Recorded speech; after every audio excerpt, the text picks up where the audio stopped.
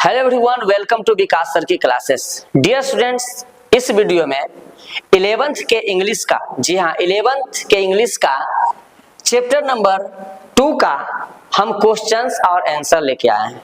जी हाँ, और ये क्वेश्चन आंसर संक्षिप्त क्वेश्चन आंसर है, मतलब छोटा, ये नहीं कि बहुत बड़ा वाला है। संक्षिप्त क्वेश्चन आंसर है और इसको हम लोग बहुत ही अच्छे तरीके से जानेंगे। इसका पार्ट 1 जो है मैं पहले आप लोगों को बता चुका हूं और यह वीडियो उसी का पार्ट 2 है। उसमें एटलीस्ट हम जो है आप लोगों को 12 क्वेश्चंस लगता है बताए हैं और इसमें भी जो है हम आपको 11 क्वेश्चंस बताने वाले हैं।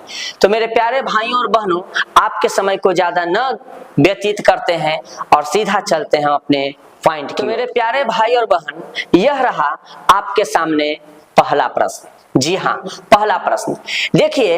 ये जो प्रश्न है मेरे प्यारे भाई, तो ये प्रश्न क्या कह रहा है? सबसे पहले हम लोग प्रश्न पे क्या करेंगे, ध्यान लगाएंगे कि प्रश्न कह क्या रहा है।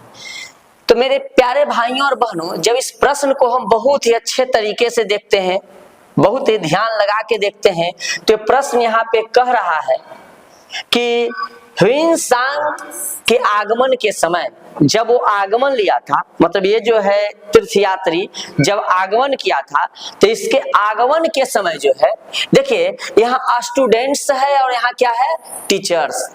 तो कितने नालंदा यूनिवर्सिटी में जो है कितने स्टूडेंट और कितने टीचर थे?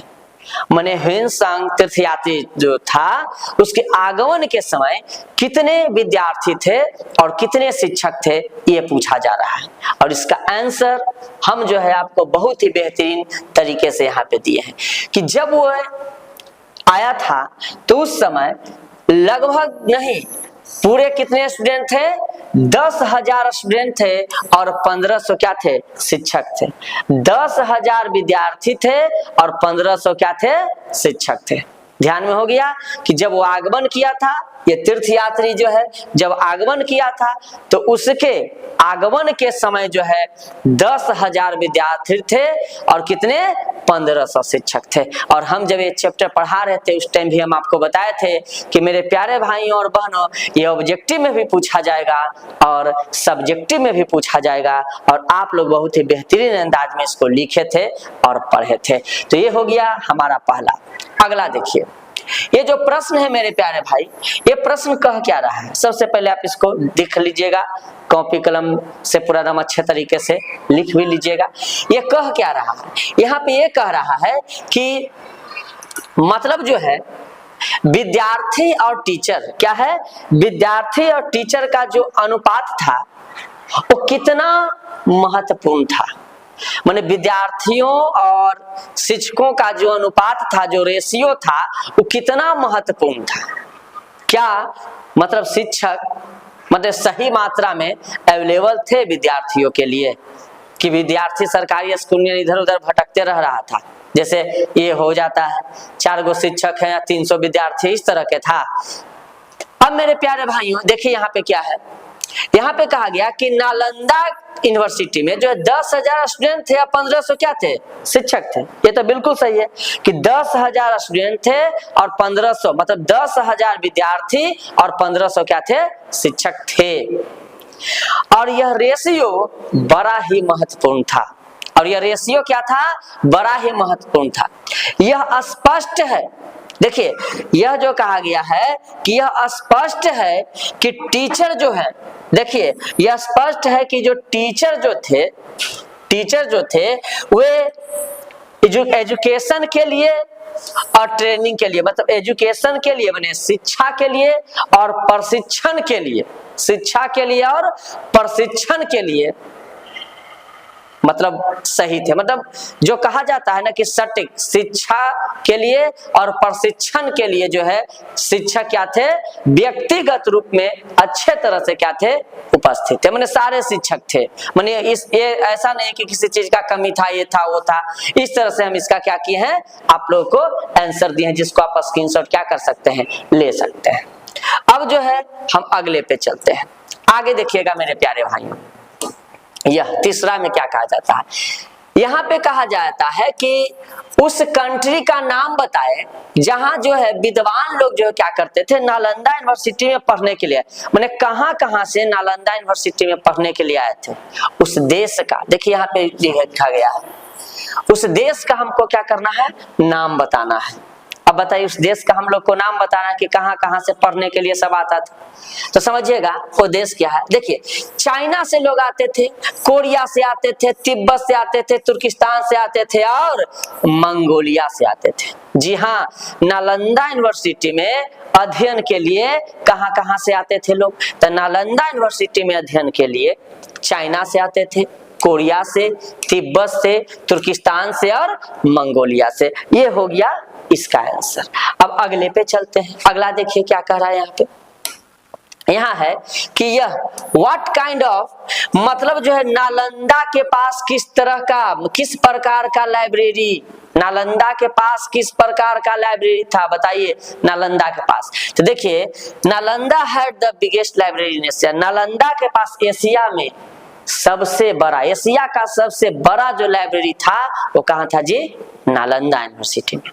एशिया का सबसे बड़ा लाइब्रेरी कहाँ था, नालंदा यूनिवर्सिटी में, जिसका के आंसर भी हम बहुत ही अच्छे तरीके से आपको क्या किए हैं, बता चुके हैं। अब चलते हैं इस पे। देखिए यहाँ कहा जाता है कि यह कब बर्बाद हो गया था, कब नष्ट हो गया था, मैंने इसको कब नष्ट कर दिया गया था, नष्ट नाबूद, मतलब जो है हम अच्छे तरह से बर्बाद कर दिया गया था। तो ये जो है देखिए 12वीं शताब्दी में इसको जो है अच्छे तरह से क्या कर दिया गया था, नष्ट कर दिया गया था। किस शताब्दी में, 12वीं शताब्दी में इसको पूरे नष्ट नाबूद कर दिया गया था, एकदम जो कहा जाता है ना नष्ट नाबूद कर देना, तो उस शताब्दी में हो गया था। अब देखिए यह कहा जा रहा है इसमें कि आपके स्कूल में किस प्रकार का लाइब्रेरी है उसके बारे में बताना। देखिए my school library is not very big, मतलब मेरे स्कूल का लाइब्रेरी बहुत बड़ा नहीं है, मेरे स्कूल का लाइब्रेरी बहुत बड़ा नहीं है, लेकिन बहुत अधिक मात्रा में वहां पुस्तकें हैं जो क्या है, पर्याप्त है। अधिक मात्रा में पुस्तकें हैं जो क्या है, पर्याप्त है। Good books in large numbers, अच्छे अच्छे किताब हैं और बड़ी मात्रा में हैं जो कि पर्याप्त है। ये नहीं कि हम जो है नालंदा यूनिवर्सिटी जैसा इतना बड़ा हमारे जो है स्कूल में लाइब्रेरी है, ऐसा बात नहीं है। देखिए यह प्रश्न कर रहा है कि अनेक पांडुलिपियां कैसी बची रही, अनेक जो पांडुलिपियां थी वो कैसे बची रही ये बताना है। तो समझिए वहां के जो जनता लोग थे, देखिए वहां के जो जनता लोग थे वो क्या किए थे, जो दुर्लभ लिपियां थी उसको संरक्षित रखने के लिए उसकी जो कॉपियां होती थी उसको क्या कर दिया था, संरक्षित रख दिया था, मतलब कि इसको अच्छे तरह से रख दिया जाए, उसको रख दिया था और उसको बचा लिया गया, उसको क्या कर लिया गया, बचा लिया गया। यहां तक कि मेरे प्यारे भाइयों और बहनों कि कुछ जो है लिपियां जो है नेपाल और तिब्बत में भेजा गया, कुछ लिपियां नेपाल और तिब्बत क्या कर दिया गया था, भेज दिया गया था, लेकिन कुछ लिपियां अभी भी यहाँ क्या है, उपस्थित है। अभी भी यहाँ कुछ लिपियां क्या है, उपस्थित है। समझ में आ रहा है ना। अब आगे यह प्रश्न देखिए क्या कहता है, यह कि वहां जो है नालंदा यूनिवर्सिटी में कितना व्याख्यान पर डे होता था, मतलब कितना व्याख्यान पर डे होता था। अब समझिए वहां जो है कम से कम 100 लेक्चर्स वर डिलीवर्ड, मतलब 100 व्याख्यान पर डे वहां होता था, जिसको कि हम लोग प्रवचन वगैरह बोलते हैं। तो समझिए 100 गो प्रवचन वहां पर डे होता था। कहाँ, नालंदा यूनिवर्सिटी में। कहाँ होता था जी, नालंदा यूनिवर्सिटी में 100 प्रवचन एकदम पर डे होता था। चलिए अब अगले पे चलते हैं। यह प्रश्न देखिए कह रहा है कि नालंदा के, प्रश्न को देखिएगा, कह रहा है कि नालंदा के शैक्षणिक दृष्टिकोण में ऐसा क्या अनोखा था, इसकी तुलना अपने स्कूल कॉलेज के शैक्षणिक रवैये से कैसे की जा सकती है। समझिएगा मेरे प्यारे भाई, इसका आंसर देखिए, आंसर क्या कर रहा है कि नालंदा के शैक्षणिक प्राधिकरण द्वारा अपनाई गई उदारता अद्वितीय थी और नालंदा के उत्थान के बीज थे।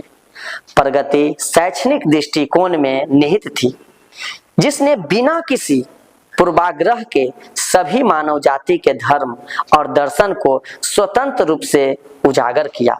यह शैक्षणिक दृष्टिकोण आजकल संभव नहीं है।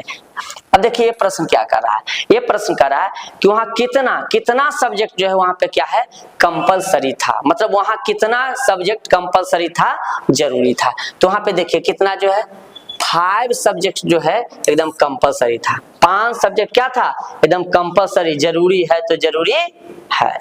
अब यह देखिए, ये इसमें क्या था कि डॉक्टर राजेंद्र प्रसाद जो है वहां के लोगों से क्या अपील किए थे। डॉक्टर राजेंद्र प्रसाद वहां के लोगों से क्या अपील किए थे, समझिएगा। डॉक्टर राजेंद्र प्रसाद वहां के लोगों से ये अपील किए थे कि यहाँ नालंदा का जो मतलब शिक्षा व्यवस्था था, नालंदा का जो ज्ञान था, उसको पूर्ण जीवित किया जाए। उसको क्या किया जाए, पूर्ण जीवित किया जाए। और पूर्ण जीवित करने के साथ साथ मेरे प्यारे भाई वहां पे क्या हमको करना है कि आर्ट में, लिटरेचर में, फिलोसफी में, रिलीजन में, मतलब जो है साइंस में, ये सब में जो है, ये सब में हमको क्या करना है, पूर्ण जीवित माने पूर्ण स्थापना करना है। इस सब में हमको क्या करना है, आगे बढ़ना है। ये जो है डॉक्टर राजेंद्र प्रसाद लोगों से क्या कर रहे थे, अपील कर रहे थे। तो मेरे प्यारे भाई और बहन, ये वीडियो अगर आपको अच्छा लगा होगा तो वीडियो को शेयर करेंगे अपने मित्रों को, ताकि उनको भी मदद मिल सके। हम मिलते हैं आपसे अगले वीडियो में, तब तक के लिए बाय बाय।